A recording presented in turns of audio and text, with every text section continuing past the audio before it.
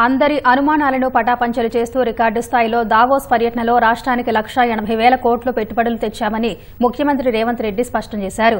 గత ప్రభుత్వ నేతలు ఇక్కడ సొమ్మును కొల్లగొట్టి దానినే విదేశీ పెట్టుబడులుగా చూపారని ఆరోపించారు. కాంగ్రెస్ సర్కార్ భారీ పెట్టుబడులు తేవడం చూసి కొందరికి కడుపు మంటగా ఉందని, మేం వెళ్లినప్పుడు ఇంత స్థాయిలో పెట్టుబడులు రాలేదని అక్కస్తో విమర్శలు చేస్తున్నారని మండిపడ్డారు. అన్ని వివరాలు ఇచ్చిన తర్వాత శ్వేతపత్రం విడుదల చేయాల్సిన అవసరం ఏముందని సీఎం రేవంత్ రెడ్డి ప్రశ్నించారు. పెట్టుబడులు తీసుకురావడానికి, తెలంగాణ రాష్ట్రంలో పెట్టుబడులు పెట్టడానికి, అది స్వరాష్ట్రమైన స్వదేశమైన విదేశీ సంస్థలైనా వాళ్ళ దగ్గరున్న సొమ్ము తెలంగాణ రాష్ట్రంలో పెట్టుబడులుగా మార్చి పరిశ్రమలు పెడితే తద్వారా తెలంగాణ రాష్ట్ర ప్రభుత్వానికి పన్నుల రూపంలో ఆదాయం రావాలని, నిరుద్యోగ యువతీ యువకులకు ఉద్యోగ ఉపాధి అవకాశాలు రావాలనేది మా లక్ష్యం. అందుకోసం మేము అక్కడికి వెళ్ళినాం. కానీ మీరు చెప్తున్న కేసులో రాష్ట్ర ప్రభుత్వం సొమ్ము కొల్లగొట్టి విదేశాలకు తరలించారు. ఇక్కడి డబ్బులు తీసుకెళ్లి లండన్లో వీళ్ళు పెట్టుబడులు పెట్టారు వీళ్ళ కోసం. మేమేమో ప్రజల కోసం అక్కడి నుంచి పెట్టుబడులు తీసుకొచ్చినాము. వీళ్ళేమో ఇక్కడ ప్రజల సొమ్మును కొల్లగొట్టి విదేశాలలో పెట్టుబడి పెట్టుకున్నారు. ప్రజల సొమ్ము కొల్లగొట్టిన వాళ్ళ మీద కేసులు పెట్టినాం. ప్రజల కోసం సొమ్ములు తీసుకొచ్చి పెట్టుబడులు పెట్టించినందుకు మమ్మల్ని ప్రజలు అభినందిస్తారు. ఈ రెండింటికి ఉన్న తేడా ఇది.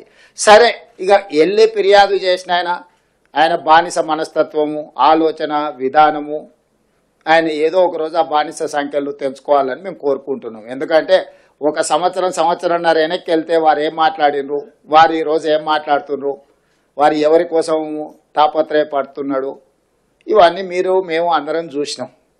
కాబట్టి ఆ విషయాలతో అసలు విషయాన్ని పక్కదారి పట్టించవచ్చని వాళ్ళు ఏమన్నా అనుకున్నా అది వాళ్ళ భ్రమ. వాళ్ళ దుఃఖమంతా, బాధ అంతా, అసూయ అంతా, కడుపులో కుళ్ళంతా వీళ్ళు ఎక్కడో ఒక దగ్గర విఫలమైపోతారు.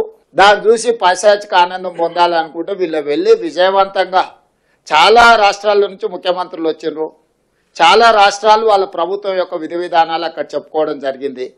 అందరినీ పరిగణలోకి తీసుకున్న తర్వాత ఇతర రాష్ట్రాల నుంచి, ఇతర దేశాల నుంచి తెలంగాణ రాష్ట్రము అద్భుతమైన పెట్టుబడులను సాధించింది. దీన్ని అభినందించాలి.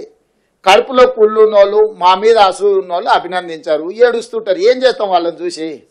ఈ పెట్టుబడులు, ప్రభుత్వము, విధి విధానాలు మేము వెళ్ళి ఆకర్షించి పెట్టుబడులు తేవడంతో అరే వాళ్ళు ఎట్లా ఆకర్షిస్తారు, నేను పోయినప్పుడు ఎవరు రాలేదేంది, ఇప్పుడు వీళ్ళు పోగానే ఇంతమంది వస్తున్నాయింది, ఇన్ని పెట్టుబడులు వస్తున్నాయిందని ఈ అటెన్షన్ సీకింగ్ డిజార్డర్ అనే జబ్బుతోని ఒక ఆయన బాధపడుతుండు, ఇంకొక ఆయనకు మద్దతు ఇస్తుండు. ఇప్పుడు సంస్థలు ఏవైతున్నాయో అమెజాన్ కానీ, లేకపోతే సన్ పెట్రోకెమికల్స్ కానీ, ఇన్ఫోసిస్ కానీ, విప్రో కానీ, హెచ్సిఎల్ కానీ, ఇట్లా వరుసగా నేను సంస్థల అన్ని పేర్లు ఇస్తా. ఒకవేళ ఈ ప్రభుత్వం గొప్పల కోసం ప్రచారం చేసుకుంటే ఆ సంస్థలు ఎక్కడైనా వాళ్ళు అధికారికంగా మేము ఒప్పందాలు చేసుకున్నామని అంటారా?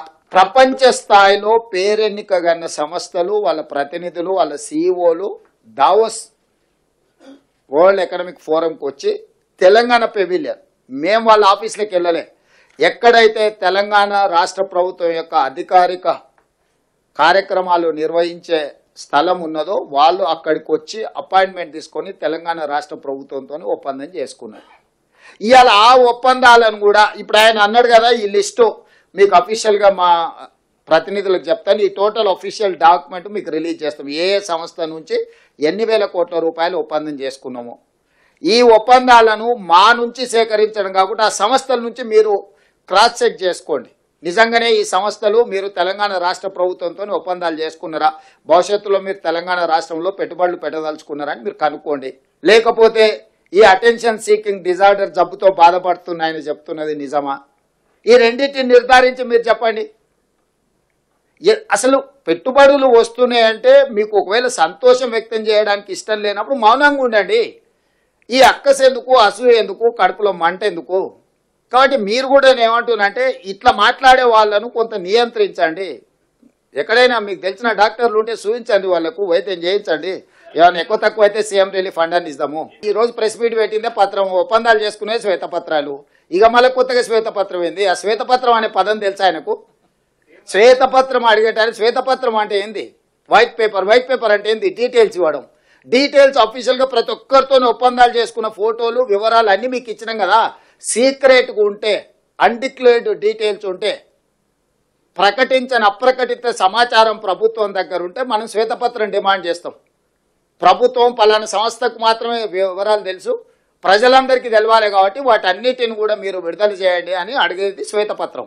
అసలు ఎవ్రీడే ఏం ఒప్పందాలు చేసుకున్నా వాటి వివరాలన్నీ మీకు ఇచ్చి మీరు ప్రచురించిన తర్వాత విత్ ఎవిడెన్స్ విత్ డీటెయిల్స్ సంతకాలు ఒప్పందాలు చేసుకున్న వాళ్ళన్నిటిని మేము ఇచ్చినాం. అదే శ్వేతపత్రం కదా.